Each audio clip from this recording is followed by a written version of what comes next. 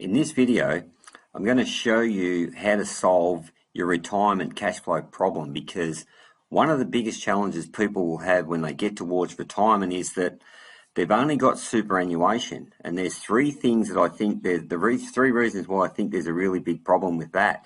Number one, all your eggs are in one basket. Number two, most people won't have enough superannuation. And number three, and here's the biggie, the stock markets are volatile, and the stock markets crash on average every 5 to 7 years, and they've done that for the past 70 years. So you're more like a sitting duck. So in this little short video here, I'm going to show you how I've set up a deal with a self-managed super fund. I've taken all my money out of super and I've bought an investment property. I'm going to show you what I did, how it works, how the numbers stack up, and I'll show you how I turn that into around about a $42,000 a year cash flow positive opportunity. All right, so folks, it's pretty important that you understand where you're at when it comes to retirement and having that one egg in one basket. Now, I've got a disclaimer here, right? It's pretty straightforward.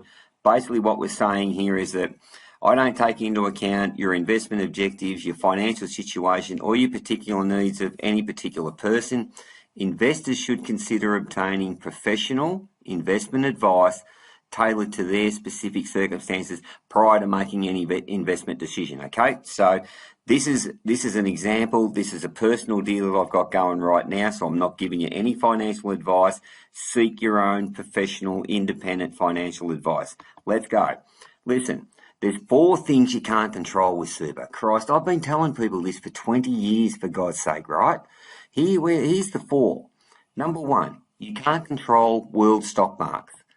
Number 2, you can't control local stock markets because 1 and 2, they're tied together. Number 3, you can't control government changes to superannuation laws and to tax laws. And number 4, you can't control world events that rock the stock market and the economies. So have a look what's happened if you look through, say, the last 5, 10, 15, 30 years of history. We've had GFCs, we've had World Trade Center bombings, we've had terror attacks, we've had the global financial crisis, we've had COVID, we've got a war going on in Ukraine. All these things are affecting stock markets and they affect your superannuation. And the challenge is, folks, if you're sitting there and you've only got super, that's the only thing that you've got, and shit hits the fan, seriously, have a think about it, right? All your eggs are in one basket and you're a sitting duck. Folks, I've seen people retire. Have a look around you at older people. It could be your mum and dad, unfortunately. It could be uncles and aunties. It could be people that you know. It could be work friends that you know who have retired. How stressed are their lives when they're trying to survive and hang on with super, and all they're doing is watching the stock market go up and down like a yo-yo, crash here, crash there, right? And it's costing them money. They watch their money go. Look, the number one rule when it comes to investing is don't have all your eggs in one basket. Yet what do we get taught? Oh, buy a house, struggle for 30, 40 years to pay it off, and have some super. You'll be fine. Folks, I'm telling you now that doesn't work. I'm going to share with you this strategy that I've just pulled together. It's going to be a cash flow eye-opener. It may be something that you want to have a look at. Look, when I decided to get all my money out of super, the reason why I did it, I was super worried about volatility and where these world stock markets are going, what's happening with world economies, what's happening with digital currency. There's a whole lot of factors that are just hitting that environment, and I haven't got any control, and neither do you. So here's what I did. Step 1, I went and spoke to my financial advisor, my finance broker, and my tax accountant, and I just talked about the idea, and we opened it up and to find out, well, okay, what's possible? Is there an opportunity to do that? Do I have enough money? Can I borrow to invest? How much can I borrow to invest? What are the tax advantages? We went through and we flushed all that out. Number 2, I had to get a good understanding of my current financial position and the end goal for wanting to go into this process in the first place, right? So I wanted to create a cash flow opportunity, and I wanted my money to be in a safe, secure environment. And for me, that's Australian real estate, that's Australian property all day long, bricks and mortar. I wanted my money out of the volatility of the stock market, and I wanted my money into more secure bricks and mortar, right? Step 3, I had to understand the borrowing capacity and the cash flow numbers. I'm going to show you this example shortly, how we break this whole thing down so it becomes easy, it becomes understandable. You won't be flustered by it, but you'll have a basic knowledge to give you enough confidence to go, you know what, I think it's for me. No, I don't. I think it's not for me, right? Either way. And step 4 then was finding the right investment opportunity, doing my due diligence, making sure the deal stacks up, and then piecing it together. So, folks, here's what happened once I did this. Here's the deal that I just done now.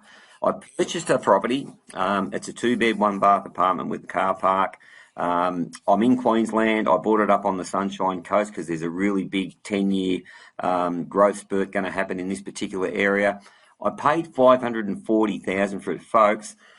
I bought the property under value, so I've already made a gain. Here's what happened. The property tomorrow would sell on the retail market for $620, $630, right? I bought it for $540. There we go. I've had an instant equity gain of 80 to 90 grand. And how I did that is that I know how to negotiate with agents. I knew the right questions to ask. I knew what the end result wanted to be. I researched this market. I've been watching it for quite a while, and I knew there was an opportunity. And when I got it, I pounced. I paid stamp duty, 18 grand, couple of grand in legal costs. So 560,000, right? That's the figure that I'm going in with. Now, here's how I started out from a self-managed super fund point of view. I had about 280,000 transferred into my self-managed super fund. The finance funds will come in at about 436,000 is the borrowing capacity of the self-managed super fund. So that gave me a total of 717,000. So less my $560,000 purchase price. That means I've got a surplus of 157,000 that's going to sit inside this self-managed super fund. Really important you understand that, because you need extra funds sitting in there, because I'm going to share with you how the costs work, how the numbers work when it comes to the investment side of it. But for me, then I can now invest that money and start to get returns on that money. So I can do a lot of things with that particular cash that's left over. I can buy shares. Not that I will. I can buy gold. I can buy silver. I can put it into some equity funds. There's a few things I can do with that. So I can actually have that money investing. So not only is the property there to make money for me, I've also got surplus cash and money in there that I can start to build and grow as well, right? So Here's how I looked at the projected income for this particular property. By the way, 560 grand that I paid for that deal, I got that property fully furnished. So everything's in there, lock, stock and barrel. It's already on a short stay rental agreement, and I'll be settling this one sort of at the end of June 2023. The rental income is already booked out for July, August going forward. So I'm going to instantly pick up 2 months of rental income. So here's the numbers, right? This is based on a 70% short stay occupancy. That means 70% of the year I think this property will be letted, because I'm overlooking the beach. I'm overlooking a park. It'll never be built out. I'm with shops, cafes, restaurants and all that jazz. So it's going to be a high need rental property. But folks, it'll generate around about $70,000 a year in cash flow with short stay rental income.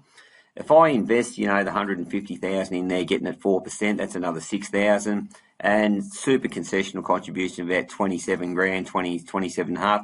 That's $103,000 a year cash flow going into that self-managed super fund. Let's have a look now how the costs work. Okay, I projected 10% management.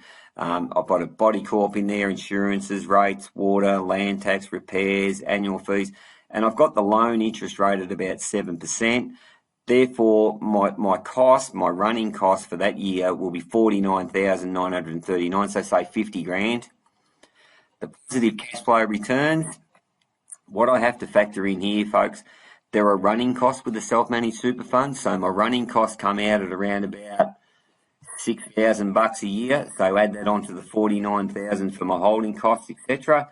I'm looking at $56,000 a year in cost. Okay, that leaves me with a gross cash flow return 47,000.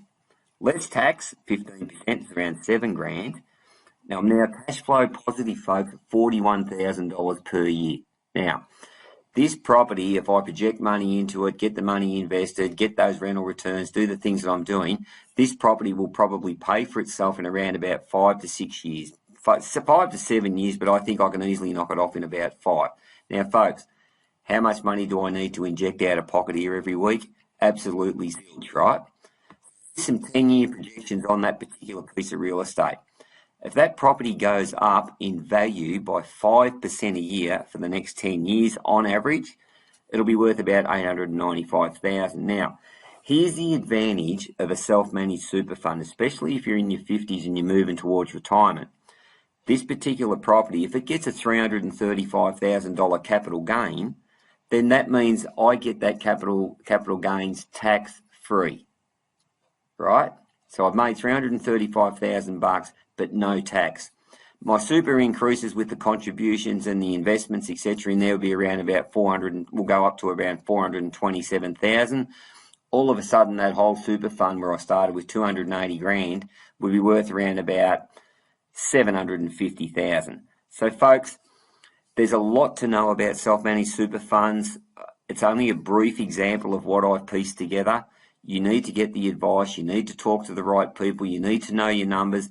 There are a lot of rules around self-managed super funds, like in regard to property. You must buy something that's established. You can't buy off the plan. You can't rent it out to yourself. You can't rent it out to your family or your relatives. So there's a lot to know. But here's the thing. If you want more information about self-managed super funds and is something like this possible for you, I'm not saying if it is, I'm not saying it's not. If it's something that interests you and you want to know a bit more, I suggest you go and talk to your financial advisor, your finance broker and your tax accountant and just discuss your personal situation. If you want to talk to my personal advisors, because I've got my finance advisor, I've got my finance broker, I've got my tax accountant, I've got my legal conveyancer on the contracts, I've got property managers set up. I've got the whole team sitting around me. So if you want some help with that, please send me an email, tony@yourpropertyinvesting.com.au. Please, I want to reiterate one thing to you, really get this hammer home to you. Superannuation in the stock markets, in your super fund, is probably one of the most volatile investments you could ever get, right? So my question to you is this. If and when you get to retirement and you don't have enough super, something happens in the world, something happens with the stock market, something happens out there that sends that stock market into a spin, and you're sitting there with all your eggs in one basket, what are you going to do? That's why I did this. I didn't want to get caught up in that mess. I wanted to get my money across into a steady, safe, secure, stable investment, which I really feel that Australian property absolutely is. We've got immigration going through the roof. We've got a major rental vacancy rate problem. People can't get rentals.